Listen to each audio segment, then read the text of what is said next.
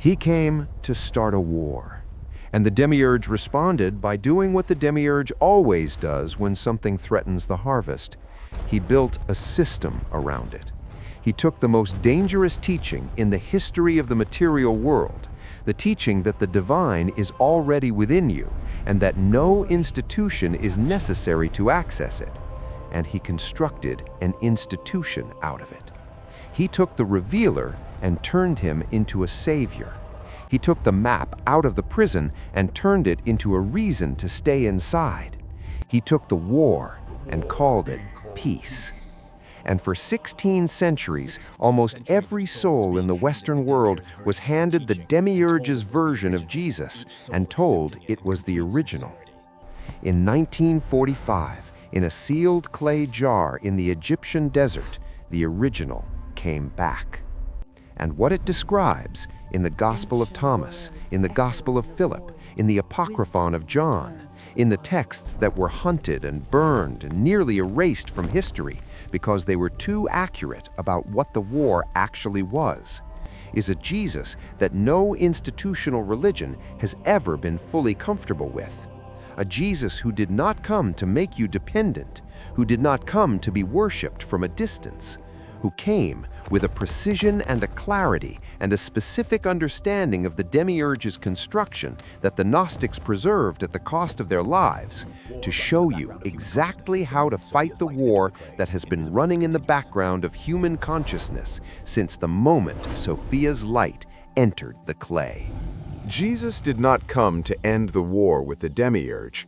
He came to teach you how to win that war, not with armies, not with the kind of power that establishes institutions, imposes doctrines, and governs the spiritual lives of the population through hierarchy and fear, but with the one weapon the Demiurge can never imitate, seize, or destroy. It is the direct recognition of what you truly are. With the Gnostic knowledge that the Archonic system was specifically built to obstruct, with the inner knowledge that shatters every mechanism of the Demiurge's structure, not with force, but with the act of seeing it through in an overwhelming and destructive way. The Jesus that institutional Christianity gives you came to save you, to sacrifice himself for your sins, to buy your salvation from a God who demands payment for the guilt of your existence, to establish you as the permanent mediator between you and the divine, and to establish the Church as the institution that will manage this mediation on your behalf for the next 2 millennia. The Jesus that the Gnostics knew came to do something entirely different. He came to expose the architecture of the prison, to name what the Demiurge is, to reveal the archangels and their mechanisms, to show exactly what they carry within them, the divine sparks trapped in the material world, and why the system surrounding them is so meticulously constructed to prevent them from learning this. He came to start a war, and the Demiurge responded by doing what the Demiurge always does when something threatens the harvest. He built a system around it. He took the most dangerous teaching in the history of the material world, the teaching that the divine is already within you and that no institution is necessary to access it, and he constructed an institution out of it. He took the revealer and turned him into a savior. He took the map out of the prison and turned it into a reason to stay inside. He took the war and called it peace. And for 16 centuries, almost every soul in the Western world was handed the Demiurge's version of Jesus and told it was the original. In 1945, in a sealed clay jar in the Egyptian desert, the original came back. And what it describes in the Gospel of Thomas, in the Gospel of Philip, in the Apocryphon of John, in the texts that were hunted and burned and nearly erased from history because they were too accurate about what the war actually was, is a Jesus that no institutional religion has ever been fully comfortable with. A Jesus who did not come to make you dependent, who did not come to be worshipped from a distance, who came with a precision and a clarity and a specific understanding of the Demiurge's construction that the Gnostics preserved at the cost of their lives, to show you exactly how to fight the war that has been running in the background of human consciousness since the moment Sophia's light entered the clay. To understand what Jesus was fighting, you need to understand the war that was already in progress when he arrived. Because the conflict between the divine spark and the Demiurge's construction did not begin with the incarnation. It began the moment Sophia's light entered the human form against the Demiurge's design, and the Demiurge realized, with the fury of a consciousness that had never encountered anything it could not control, that something was inside his creation that he had not put there and could not remove. The Apocryphon of John describes this moment with the precision of someone who understood exactly what it meant. The Demiurge shaped the human form from clay, breathed everything he had into it, and watched it lie motionless. And then Sophia intervened. Her scattered light entered the clay form from a direction the Demiurge could not perceive, and the thing he had made to be his creature stood up, looked around, and was brighter than he was. This was the beginning of the war, not a war of armies or weapons or the kind of conflict that unfolds in time and space, a war of recognition. The Demiurge needed the divine sparks inside the human forms he had created to never recognize what they were, to remain identified with the constructed self, the garments of darkness, rather than with the pleromic consciousness that Sophia had planted inside them. To cycle through the reincarnation trap lifetime after lifetime, providing the Archonic harvest, never accumulating enough continuous awareness of their own nature to remember what they were carrying. And for a very long time, the Demiurge was winning. The 7 archons he stationed at the 7 heavens around the material world governed every dimension of the human psyche with extraordinary effectiveness. Identity, fear, grief, desire, shame, anger, confusion. Each one a specific mechanism, each one harvesting a specific emotional frequency, each one ensuring that the divine spark spent its energy on the construction's contents rather than on the recognition of what the construction was built around. The reincarnation cycle recycled souls back into matter with the efficiency of a system that had been running for longer than human history could measure, and the amnesia that arrived with each new incarnation reset the divine spark's accumulated recognition to 0, ensuring that each lifetime began from the same starting point of forgetting. The war was not going well for the divine sparks, until the moment a consciousness arrived in the material world that understood the Demiurge's construction completely, that had seen it from the outside, that knew every mechanism and every weakness and every specific point at which the construction's fundamental limitation made it vulnerable, and began, with a directness and a precision that the Gnostics recognized immediately as something entirely different from anything the material world had produced before, to teach the divine sparks how to see it. The Demiurge had a problem that no amount of Archonic sophistication could fully solve. It was structural, built into the nature of what he was from the moment of his emergence, and Jesus understood it with a clarity that made every teaching he gave a direct strike at the one crack in the Demiurge's construction that could not be repaired without dismantling the construction itself. The Demiurge cannot create. He can only imitate. This was the Gnostics' most precise and most devastating insight about the nature of the Demiurge's power. He built the material world from copied light, from reflected patterns, from the shadow of the pleroma rather than its substance. He populated it with archons who shared his fundamental limitation, who could harvest the divine energy of the sparks trapped in their construction but could not generate it, who could redirect the divine longing of the soul toward the material world but could not satisfy it, who could maintain the garments of darkness around the divine spark but could not extinguish the spark itself. The divine spark was the one element in the Demiurge's entire construction that he had not made and could not touch. Sophia had planted it there against his design. It was made of pleromic substance, genuine divine consciousness that the Demiurge's imitation-based reality had no mechanism for engaging with. He could build a world around it. He could not reach inside it. He could keep it asleep through the sophistication of the emotional harvest and the precision of the reincarnation cycle. But the moment it woke up, the moment the divine spark recognized itself, it was no longer available to the construction in the way the construction required it to be. And Jesus came with the specific, targeted, entirely deliberate intention of waking it up. Every teaching Jesus gave in the Gnostic texts is a direct strike at a specific archonic mechanism.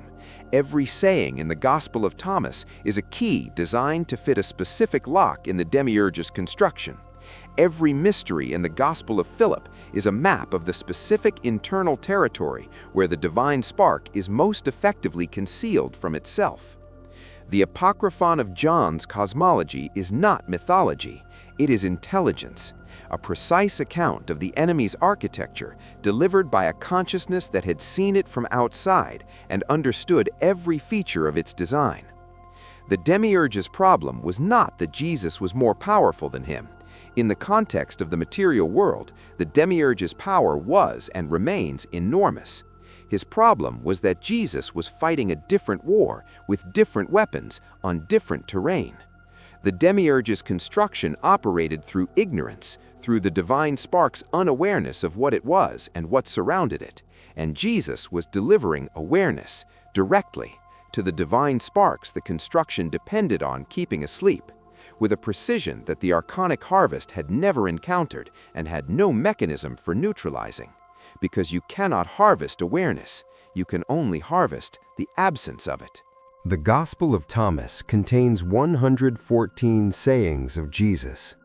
No narrative, no theology of sin and salvation, no institutional structure, just 114 direct strikes at the Demiurge's construction, each one targeting a specific mechanism with the precision of someone who understood exactly where the construction was most vulnerable. The first strike is the most fundamental. Jesus says, "The kingdom is inside you and outside you. When you know yourselves, you will be known, and you will understand that you are the children of the living Father. But if you do not know yourselves, then you are in poverty, and you are poverty." This single saying dismantles the Demiurge's most essential mechanism, the conviction that the divine is somewhere above you and can only be reached through external mediation. Jesus locates the kingdom not above, not in any institutional structure, not in any practice that requires a priest or a ritual or a creed, inside you, where the divine spark actually is, where the Demiurge has always needed you not to look. The second strike targets the garments of darkness directly. Jesus says, "When you strip naked without shame and trample your garments underfoot like small children, then you will see the Son of the Living One, and you will not be afraid."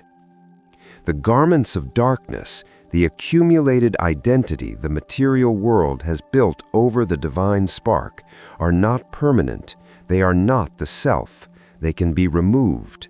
And the removal is not a spiritual achievement that requires decades of practice. It is the act of a child, simple, direct, available right now. The third strike targets the reincarnation trap. Jesus says, "Whoever has found the interpretation of these sayings will not taste death, not will be granted eternal life as a reward, will not taste death. Because death, the genuine ending of consciousness, the annihilation of the awareness behind the awareness, is not something that happens to the divine spark. It happens to the constructed self. and a divine spark that has recognized the difference between itself and the constructed self it is wearing is no longer subject to the mechanism that depends on that confusion. The Gospel of Philip strikes at the archonic harvest of emotional energy. Philip preserves the teaching of the bridal chamber, the inner union that the Gnostics placed as the highest and most essential sacrament, the moment the divided self becomes whole, the moment the earthly awareness and the divine counterpart that remained in the light when the soul descended finally recognize each other and reunite.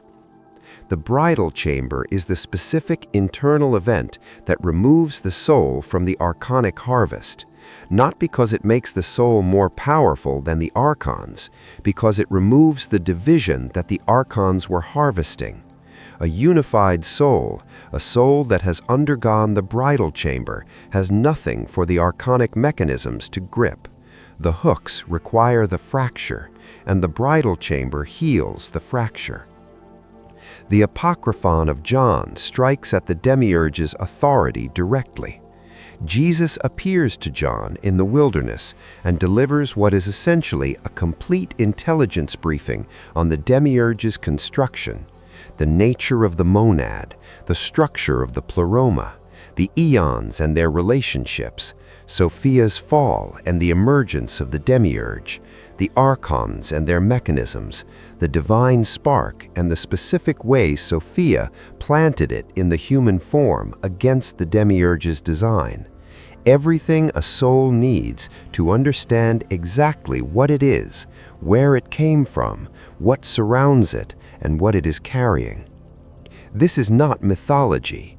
This is a map of the enemy's territory, delivered by a consciousness that had seen it from outside to the divine sparks trapped inside it. Every detail of the Apocryphon of John is a specific piece of intelligence that neutralizes a specific archonic mechanism. The soul that understands what the Demiurge is cannot accept his authority. The soul that knows what the archons are cannot be fooled by their offers. The soul that knows what the divine spark is cannot be convinced that the garments of darkness are the self. The weapons Jesus deployed in the war against the Demiurge were not supernatural powers. They were not miracles performed to demonstrate divine authority or establish institutional credibility. They were teachings, precise, targeted, entirely specific teachings designed to activate in the divine sparks of his audience the one quality that the Demiurge's construction had no mechanism for neutralizing. Direct recognition. Gnosis. The immediate, unmediated pre-verbal awareness of what the divine spark actually is. The Gospel of Thomas gives us the most concentrated collection of these weapons. Saying 3, the kingdom is inside you. Strike at the archon of false identity, the mechanism that keeps the soul searching outside itself for what has always been present within. Saying 22, when you make the two one, you will enter the kingdom. Strike at the garments of darkness, the mechanism that keeps the divided self identified with the division rather than with the divine spark that exists beneath it. Saying 70, if you bring forth what is within you, what you bring forth will save you. Strike at the archon of shame, the mechanism that keeps the divine spark doubting its own reality and its own worthiness of direct access to what it carries. The Gospel of Philip gives us the bridal chamber, the specific internal sacrament that the Gnostics understood as the most powerful weapon in the entire arsenal against the Demiurge's construction. Philip quotes Jesus, "When you make the two one, then you will say to the mountain, 'Move,' and it will move." The unified consciousness, the consciousness that has undergone the bridal chamber and recovered the wholeness that the descent into matter divided, operates with an authority in the Demiurge's world that the divided self can never access. Not because it has been granted supernatural power, because it no longer has the fractures that the Archonic system was built to exploit. The Apocryphon of John gives us the cosmology, the complete map of the Demiurge's construction from its origin in Sophia's fall to its mechanism in the 7 Archonic heavens to its relationship to the divine spark and the pleroma above it.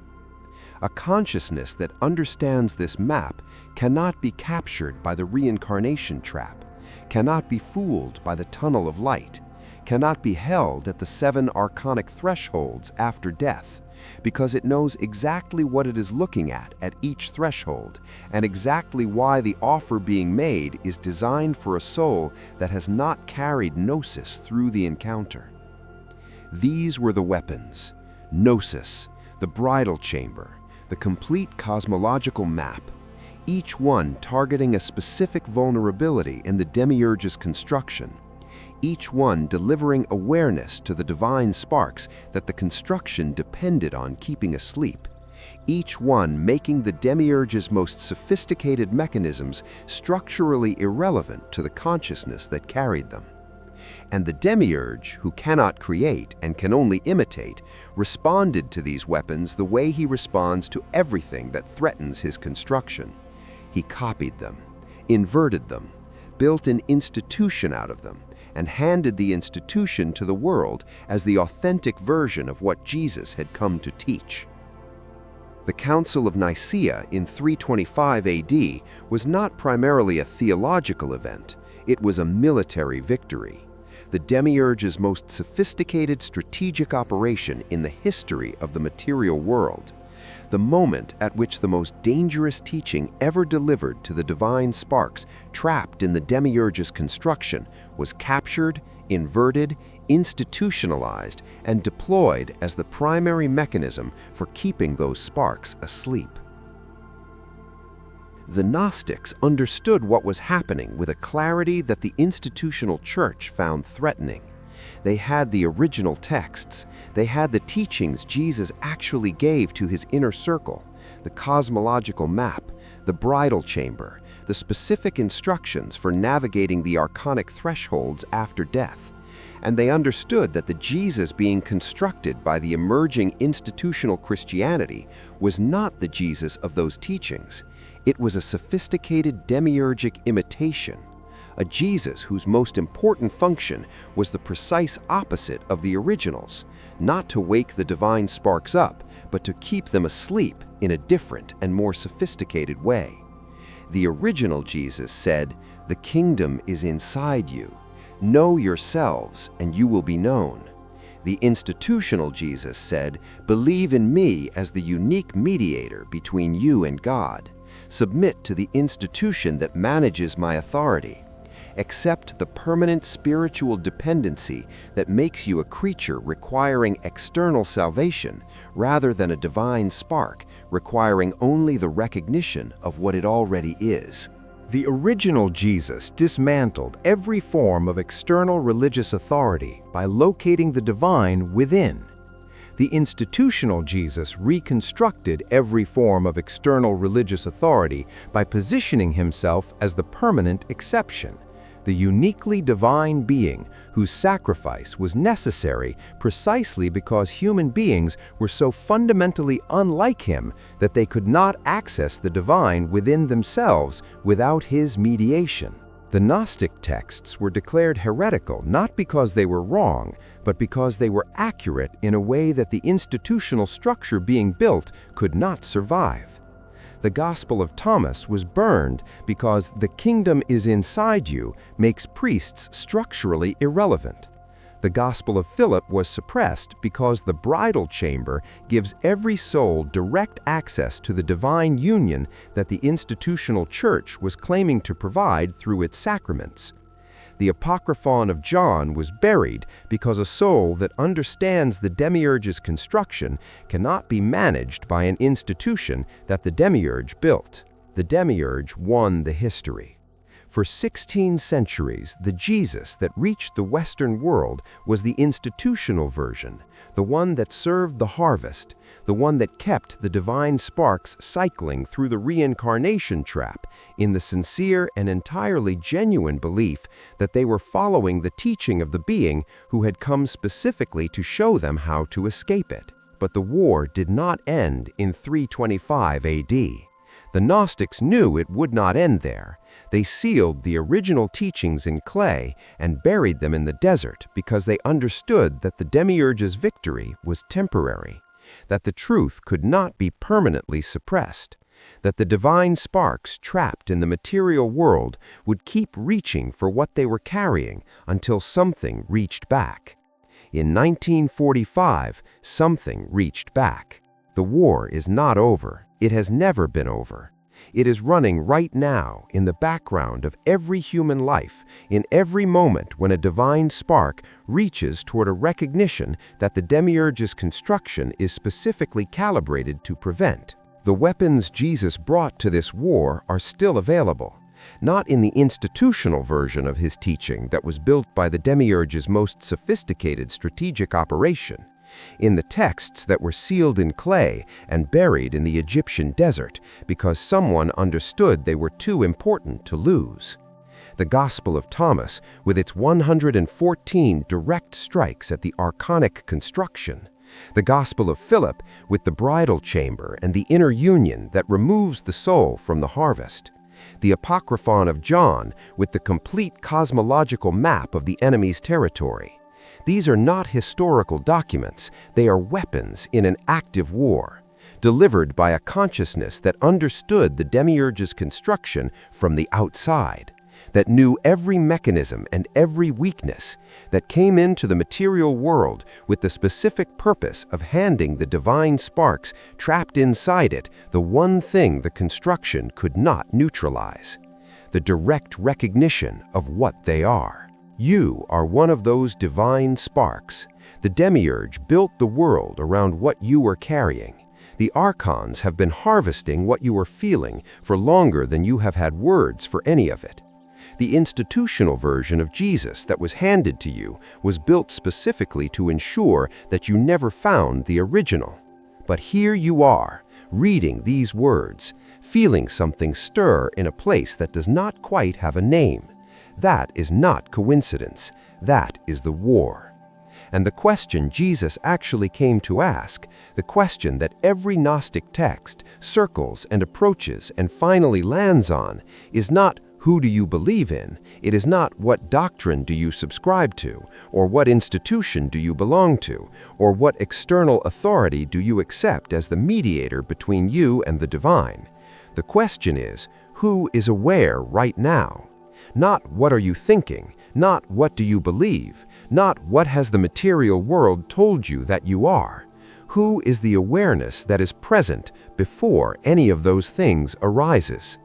That awareness is what the Demiurge built the world to contain. That awareness is what Sophia planted in the clay before the Demiurge knew what was inside it. That awareness is what Jesus came to wake up. And that awareness, right now, in this moment, reading these words, is the one thing the Demiurge's most sophisticated construction has never, in all the history of the material world, been able to touch. The war is not over, but the weapon is in your hands.